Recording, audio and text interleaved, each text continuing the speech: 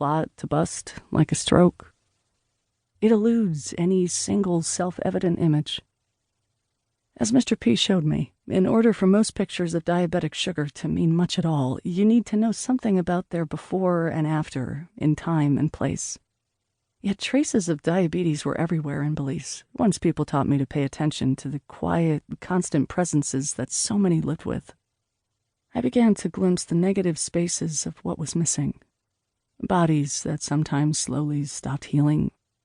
Potent medicines and devices that sometimes slowly stopped working.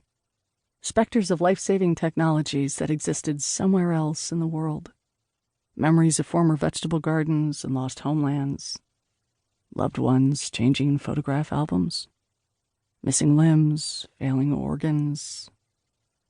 An empty dress left hanging to outline an absence.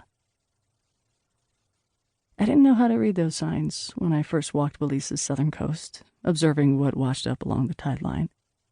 But like my interviews about the health of people and places, the tide arriving from the deep ocean presented a knot of entwined lives I didn't know how to untangle.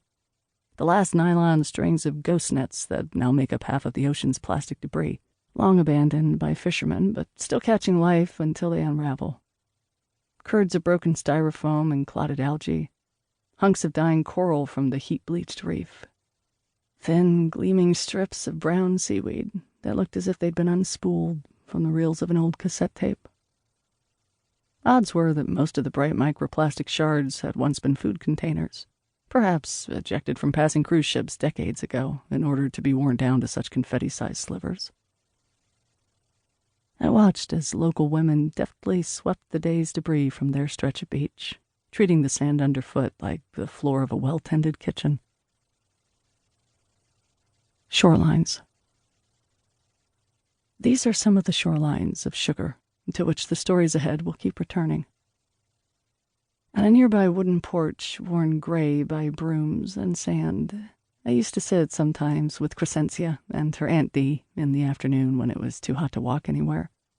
They would laugh about how I looked even whiter when sweating out beads of sunblock and invite me to stretch with them along the steps, trying to catch a little breeze from the sea.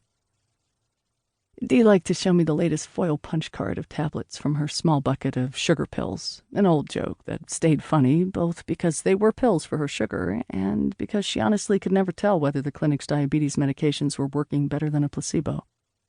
Crescencia had stopped taking insulin injections for carefully weighed reasons after the hospital had last given her up for dead. But from the porch you could see the tree where a meal of lavish garifuna dishes had once been buried in the sand as part of an emergency chugu. Offerings for the ancestral spirits who had revived her from what her physicians were certain would be an irreversible coma. Not far from there, on a sunny, overgrown highway parallel to the coast, a teenager with type 1 diabetes named Jordan used to walk in a determined half-delirium, trying to reach the hospital before diabetic ketoacidosis set in. It was also along this coastline that a legendary healer with diabetes named Dareni used to send me with a tub to hang her sopping laundry after we finished at the washboard, little chores that were part of the daily test and price of being an old midwife student. If I didn't use enough extra clothespins for her heaviest shirts to stay on the line in the stiff sea wind, she would snap at me, American. And I was not allowed to ask her any more questions for the night. Somewhere far across this water lay the sugar islands from which her ancestors had come, and toward which this story will slowly wend back in trying to understand the sugar now rising in her family's bodies.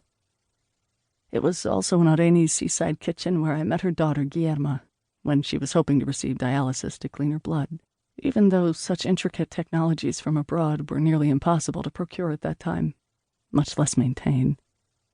Some of these friends have thrived for many years past medical predictions. Other people I knew dealt with limbs that eroded from diabetic sugar and eventually required amputation. Many of their heaviest losses happened between my irregular trips back.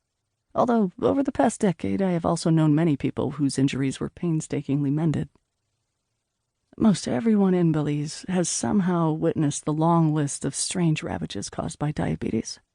Blindness, renal failure, bone disease, deadened nerves and numb limbs. Pain shooting through limbs or stinging like needles. Hunger that did not stop when you ate. Thirst